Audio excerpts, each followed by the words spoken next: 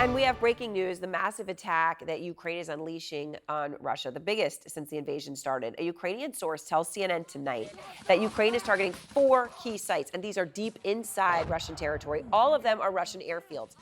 And then just take a look at this. This is incredible. These are ads literally posted in Russia for jobs to build trenches. They are offering between $1,600 and $4,000 to anyone who will help dig trenches. And we have obtained satellite images of these trenches that they're working on. Russia tried to build these trenches and use them to keep Ukraine's forces from advancing even further.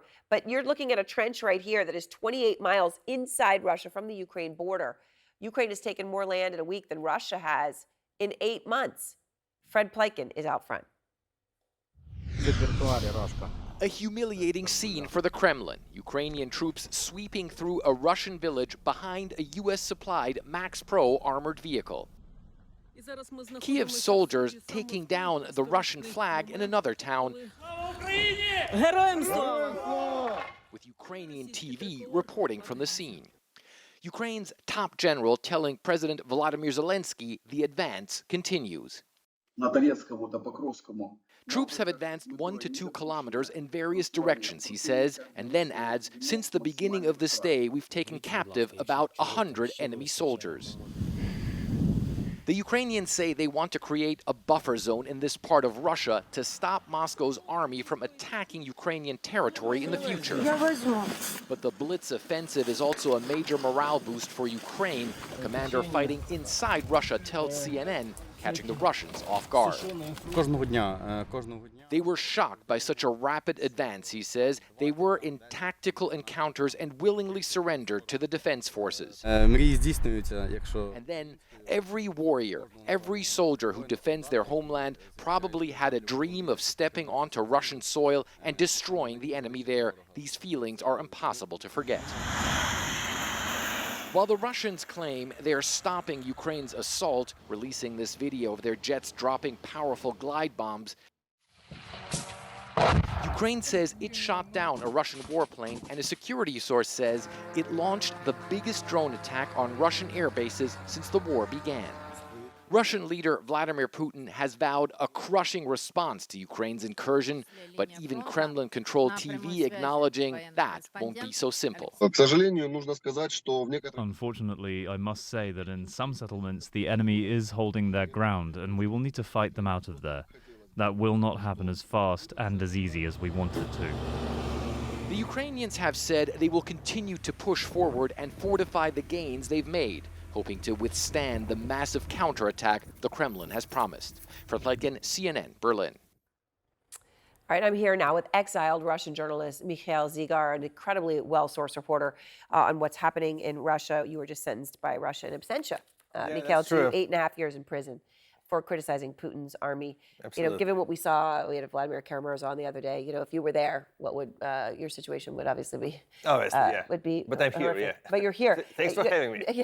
New book, War and Punishment. Okay, so let me just ask you from your sources. This happens, obviously sudden, obviously unexpected. Does this change that you were telling me before we came back from commercial break that there were that many in Russia, in the Russian top circles, who thought they would take Kyiv would fall this year, and this changes that? You know, I was really sick and tired of that level of self-confidence I've been hearing from my sources, because a lot of people were telling me that by the end of summer, at least, city of Kharkiv, the second largest city in Ukraine, would fall, and they were connecting that with the upcoming presidential elections in the U.S. And they were telling me, yes, there's going to be a present for Biden administration, that Ukrainian army would be defeated a lot, specifically before November. Now we see that it changes everything. The moral situation in Ukraine is wonderful. It's a real defeat for Putin's army. And Putin doesn't have anyone to blame except for himself. His involvement is huge. He has actually he appointed himself as his own Minister of Defense last May. So he is personally in charge of that. So how does he take this right now? Does he see this as a failure? Does this weaken him in his inner circle at all? No, I was talking to different people, and none of them says that he might be in panic. But obviously, he made very important decision. He appointed his former bodyguard, a person named Alexei Dumin, who is considered to be one of the closest people to him, and his personal military advisor. Yeah. And now this person, Alexei Dumin, is appointed to be in charge of the counter-strike, of the so-called counter-terrorist operation in Kursk region. And as we know, Alexei Dumin has been named as potential successor to Putin for many years. That proves that somehow Putin acknowledges the fact that everything was wrong, that all of everything he has done, every decision he has made was wrong, and he, in a way, removes General Staff and Ministry of Defense from commanding this operation and pushes his most trusted guy. So, which is really important, obviously, when you put it that way. But when you're looking at Kursk region, you've got 100,000 people that have been forced now to evacuate. Does this change any public perception about Putin? And is there, from what you understand, the possibility of an incredibly large number of casualties as this plays out?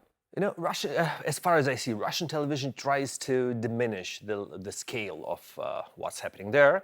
My sources say that up to 1/3 of the region is not controlled by Moscow, which is a lot. Yeah. And obviously, people in Moscow are more than sure that Ukrainians won't be able to hold all those territories. But at the same time, they say that there is only one strategy and only one strategy available for Russian army. They can go and kill everyone they see. So probably a lot of casualties from civilians, from the Russian side, from Russian civilians has to be expected. So they won't care about people living in all those villages. They would go with total fire, destroying everyone. And there are jokes, but they don't seem like a joke about the possible nuclear strike from Russia on Russian territory of Kursk region. That's something, okay, if not nuclear strike, but they can strike their own territory and their own people. That's not against their principles. It's just really incredible to think about and to put that so bluntly and directly. Mikhail, thank you very much. Thank I you. appreciate your time.